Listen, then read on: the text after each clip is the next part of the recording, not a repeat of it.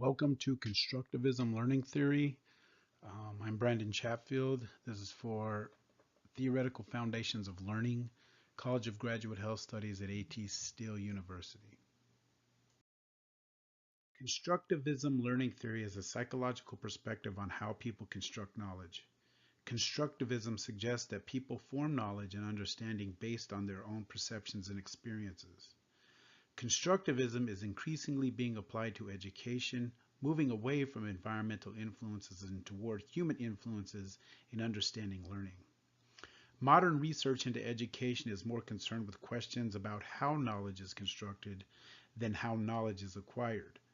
This shift in how education is conceptualized started with the cognitive movement of psychology, which directly challenged the claims of behaviorism. The emerging cognitive theories placed heavy focus on how people process information and how that contributes to learning. History of Constructivism. The history of constructivism is rooted in the research and theories of Jean Piaget, Lev Vygotsky, and Jerome Bruner, among others. Theories of human development paved the way for constructivist theories. Previously, mainstream education was focused on the idea that the world is knowable and that we can study it to gain knowledge. Constructivist ideas took a different approach based on the cognitive movement and put the learner at the center of how one gains knowledge. Constructivism is a theory of epistemology and how we attain knowledge. Piaget was interested in how people gain knowledge, and this led to cognitive development theory. Piaget devised a cognitive development model to differentiate the stages a child moves through on the way to higher levels of thinking. Vygotsky was interested in how a person's social environment influences development and learning. Vygotsky suggested that social learning plays a vital role in cognitive development as well as learning itself. Vygotsky taught us that human learning is typically done in the context of social interaction, and internalization of these social skills lead to individual learning. Bruner was interested in how children build upon knowledge they have previously attained. Bruner taught us that learning happens when students interact with the environment and begin to formulate questions and manipulate objects. Cognitive development theory. Jean Piaget developed a stage model of development that focused on 4 stages of development. The sensory motor stage, birth to 2 years of age. A child begins to understand and learn based on interactions with the environment. Children begin to make distinctions between themselves and objects in the environment. Pre-operational stage, 2 to 7 years old. Children begin to classify objects by simplistic characteristics and are not able to have abstract thought. The child is concrete in its thinking. The next stage is concrete operational, 6 to 13. Children show the beginnings of thinking abstractly and using logic to experience physical reality.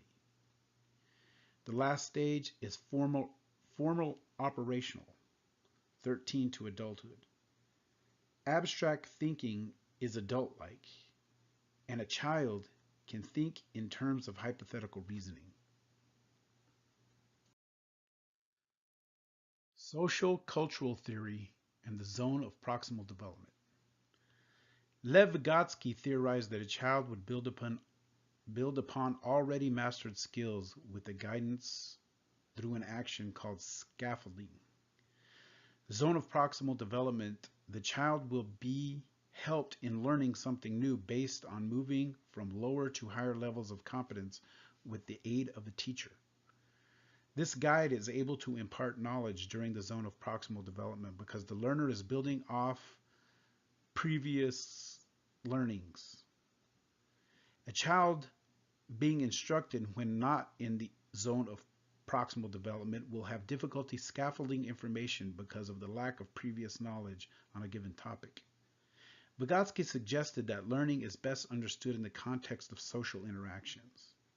Vygotsky advocated for cooperative teacher-student relationship for optimal learning to occur. Discovery learning. Jerome Bruner was a proponent of inquiry-based learning that focused on the learner interacting with the environment, creating knowledge from personal experience. Students are more likely to remember information if discovered on their own terms. Bruner believed discovery learning could foster motivation, engagement, independence, and high-level problem solving. Bruner coined the term scaffolding, though it is often discussed in Vygotsky's ideas. Elements of constructivism. Constructivist learning goal is to create a rich and engaging learning environment.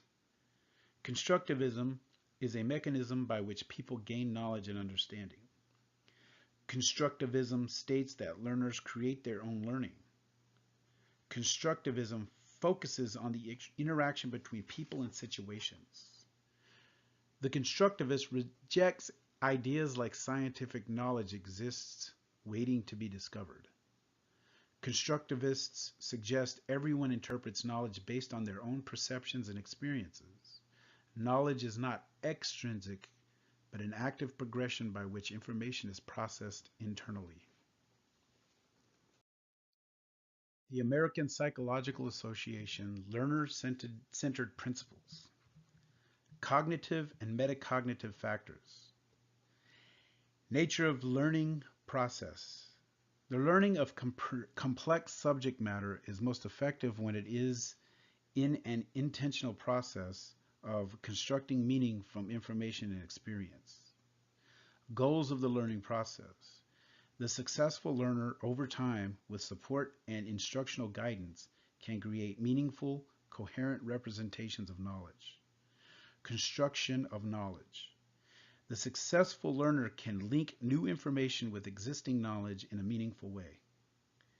Strategic thinking. Successful learners can create and use a repertoire of thinking and reasoning strategies to achieve complex learning goals. Thinking about thinking. Higher order strategies for selecting and monitoring mental operations facilitate creative and critical thinking. Context of learning. Learning is influenced by environmental factors, including culture, technology, and instructional practices. Motivational and affective factors. Motivational and affective factors on learning. What and how much is learning is influenced by the learner's motivation. Motivation to learn, in turn, is influenced by the individual's emotional states, beliefs, interests and goals, and habits of thinking.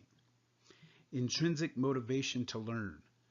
The learner's creativity, high-order thinking, and natural curiosity all contribute to motivation to learn. Intrinsic motivation is stimulated by tasks of optimal novelty and difficulty, tasks that are relevant to personal interests, and tasks that provide for personal choice and control. Effects of motivation on effort. Acquisition of complex knowledge and skill requires extended learner effort and guided practice.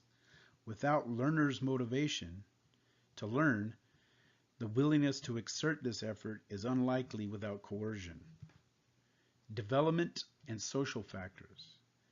Developmental influences on learning. As individuals develop, there are different opportunities and constraints for learning. Learning is most effective when differential development within and across physical, intellectual, emotional, and social domains is taken into account. Social influences on learning. Learning is influenced by social interaction, interpersonal relationships, and communication with others. Individual differences factors. Individual differences in learning. Learners have different strategies, approaches, and capabilities for learning that are a function of prior experience and heredity. Learning and diversity. Learning is most effective when differences in learners' linguistics, cultural, and social backgrounds are taken into account. Standards and assessment. Setting appropriately high and challenging standards and assessing the learner as well as the learning process, including diagnostic, process, and outcome assessments, are an integral part of the learning process.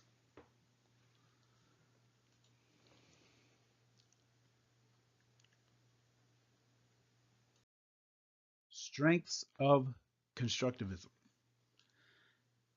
Constructivism engages students and encourages a rich sensory experience in the learning environment.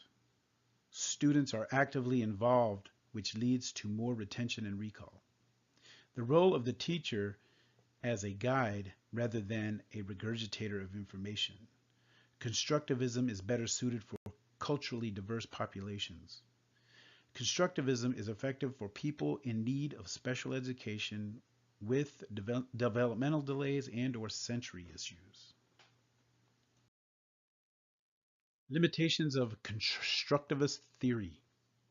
Students who require highly structured environments may not get effective instruction from constructivism. Constructivism calls for a more personalized curriculum, which may cause some students to fall behind. Constructivism does not fit with the standard assessment model and relies on self-evaluation. May cause frustration in students who have trouble with abstract thinking and the ability to understand relationships.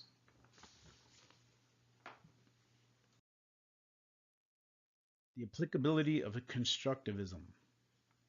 It must be understood that a constructivist classroom is different from a traditional classroom in a number of ways. Teachers must understand the individual phenomenology of what students hold, as far as implicit theories on how they learn and what achievement means to the individual. Instruction in a constructivist classroom involves discussing big concepts, helping students see the big picture and how their individual learning fits into the larger whole. Teachers encourage questioning and seek the student's point of view. Having a healthy level of skepticism fits well with the constructivist theory because it fosters critical thinking. Constructivism seeks to help the student effectively construct new information, knowledge, and skills based on previously learned concepts. A positive outcome of constructivist learning is the ability to see connections and adapt to old knowledge to new situations and vice versa.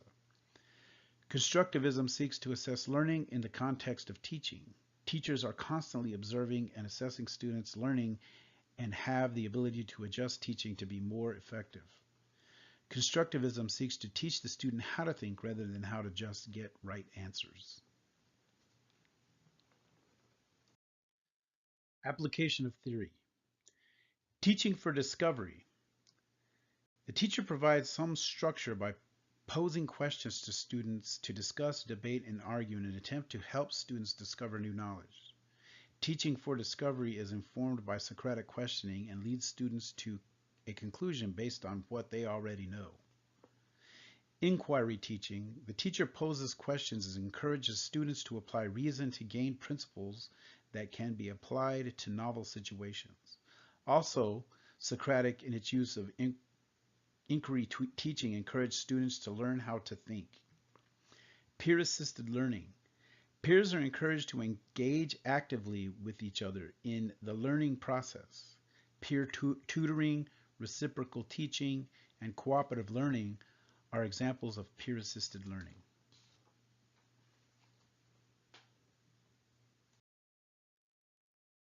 Thank you everyone for watching this presentation on constructivism.